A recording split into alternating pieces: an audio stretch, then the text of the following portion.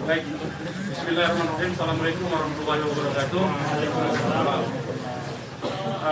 Pertama-tama kami DPP FPI mengucapkan innalillahi wa inna ilaihi rajiun atas wafatnya, atas syahidnya 6 orang laskar kami yang sedang dalam tugas pengawalan kepada pimpinan kami, yaitu Imam Besar Habib Rizik Syihab. Semoga ke-6 laskar tersebut diterima syahidnya. Yang kedua, kami sampaikan alhamdulillah Imam Besar kami bersama keluarga dan cucunya alhamdulillah dalam keadaan sehat. Amin. Ya. Dan saat ini sedang dalam pemulihan sebetulnya. Jadi saya di samping kanan saya perkenalkan dulu adalah Kiai Haji Sobri Lubis, adalah Ketua Umum DPP FPI.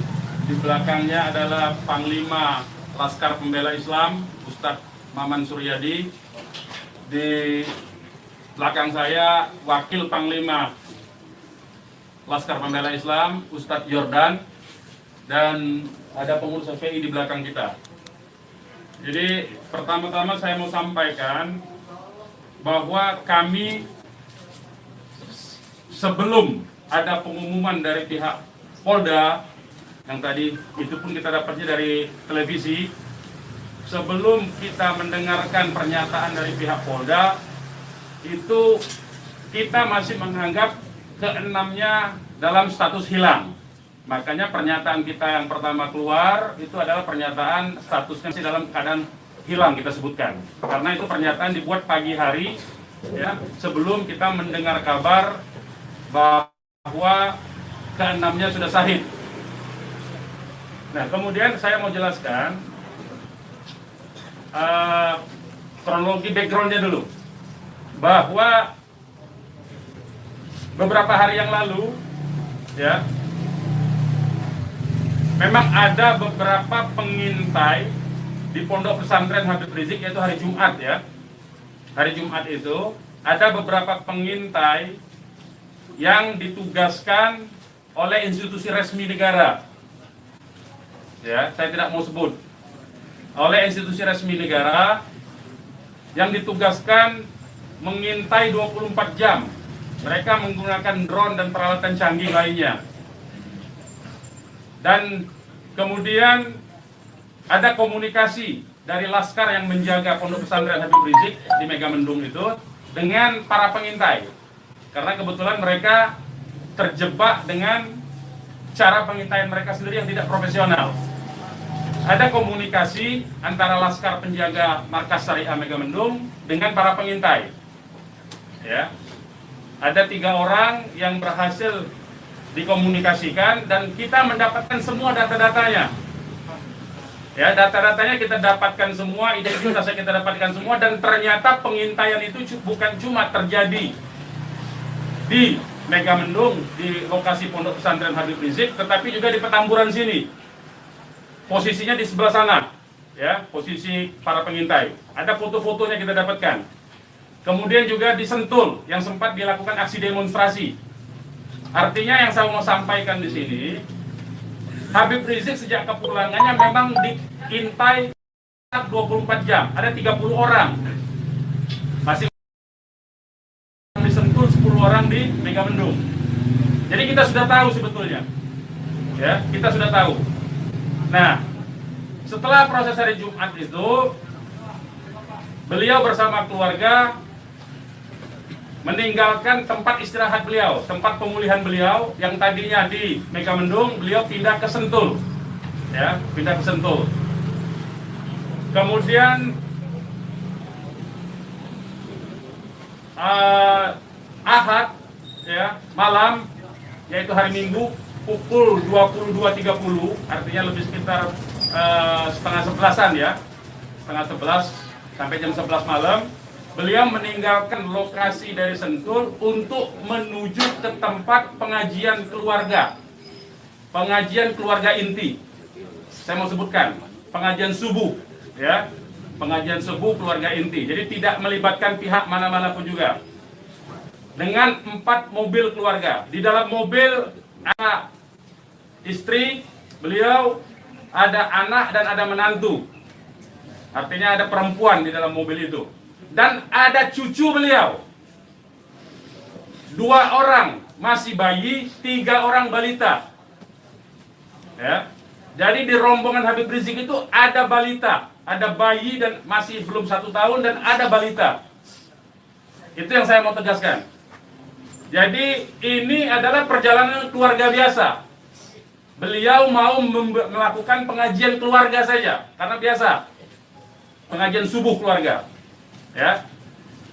Nah, di dalam perjalanannya lebih kurang pukul 12.30 artinya setengah 1 malam, rombongan beliau dengan dikawal. Beliau menggunakan keluarga menggunakan 4 kendaraan roda 4 dan dikawal oleh 4 mobil juga oleh laskar.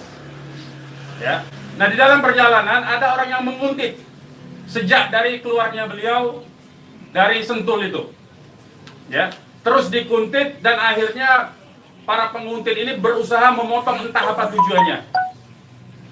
Kita sebut karena kita tidak tahu apakah dia petugas resmi atau bukan, karena dia tidak berseragam, ya. Harus disebut tidak berseragam.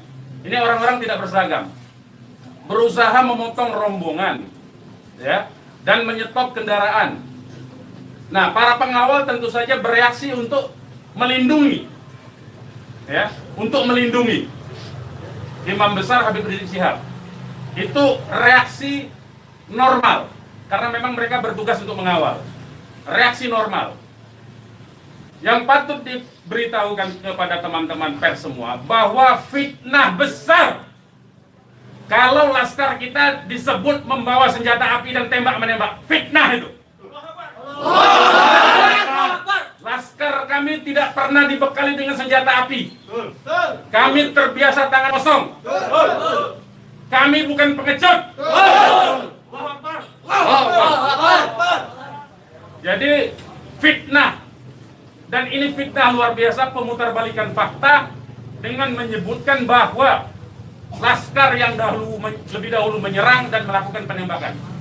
Kalau betul itu coba dicek senjata apinya, nomor register senjata apinya, pelurunya itu semua tercatat. Cek saja, silakan dicek. Pasti bukan punya kami, karena kami tidak punya akses terhadap senjata api dan tidak mungkin membeli dari pasar gelap. Ya, jadi bohong sama sekali. Apalagi di FPI, di kartu anggota FPI dan kartu anggota LPI disebutkan bahwa setiap anggota FPI dilarang membawa senjata tajam, senjata api, bahkan dan bahan peledak. Itu dilarang di kartu anggota kita punya. Ya. Nah, jadi upaya-upaya memfitnah, memutarbalikkan fakta hentikanlah. Ya. Hentikanlah. Nah, kemudian kejadiannya, ya, kenapa kami menyatakan laskar kami dalam keadaan hilang? Karena memang kami belum tahu keberadaannya di mana. Itu membuktikan bahwa mereka dibunuh dan dibantai, saudara-saudara. Ya. Kalau sejak awal tembak-menembak itu berarti dia tewasnya di tempat dong. Tewas di tempat pasti banyak. Semalam saya sendiri sampai jam 3 sudah ngecek dengan teman-teman yang di lapangan, tidak ada jenazah di situ, tidak ada keramaian di situ. Yang ada justru petugas aparat setempat yang ada di lokasi yang diperkirakan di sekitar pintu tol Karawang Timur. Ya, di tengah malam itu saya suruh cek. Begitu saya mendengar ada berita terjadi ada laskar kita yang ditembak, kita suruh cek ke pintu tol Karawang Timur. Ternyata tidak ada mobil laskar di situ. Mobil laskar tidak ada, jenazah tidak ada.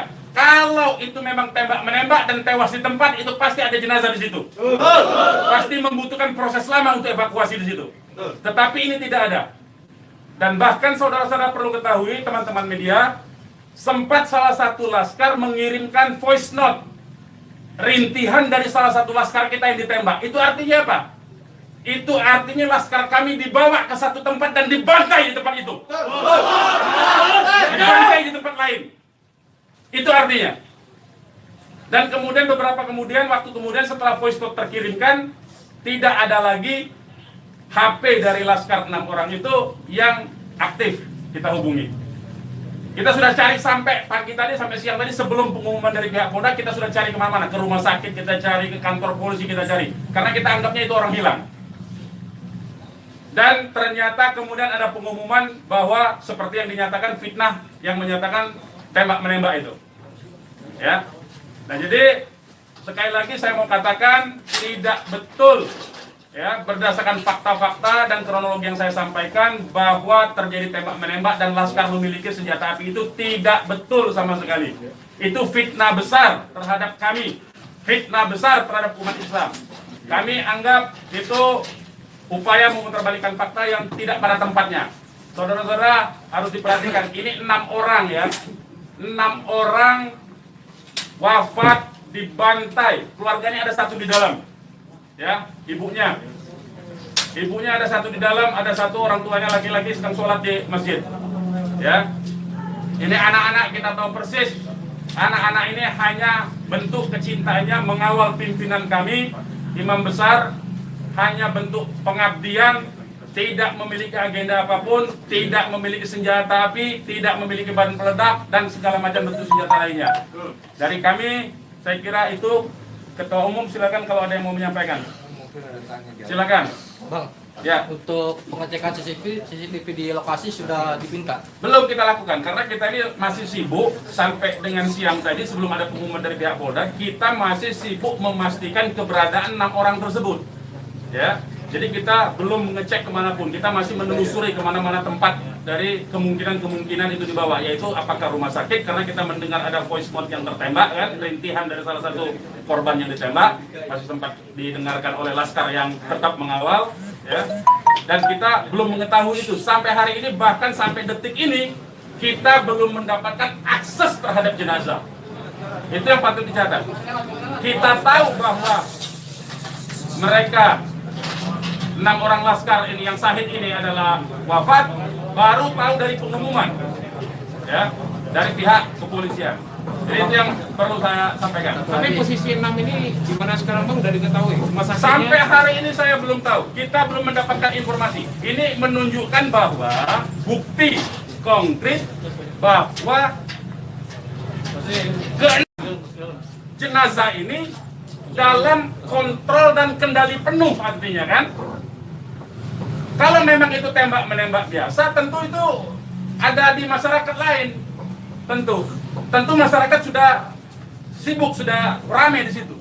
Ini sampai sekarang ini kami tidak mendapatkan akses di mana keberadaan jenazahnya, ya, kondisi lukanya di mana tembak-menembak, berapa lubang pelurunya, kami tidak tahu.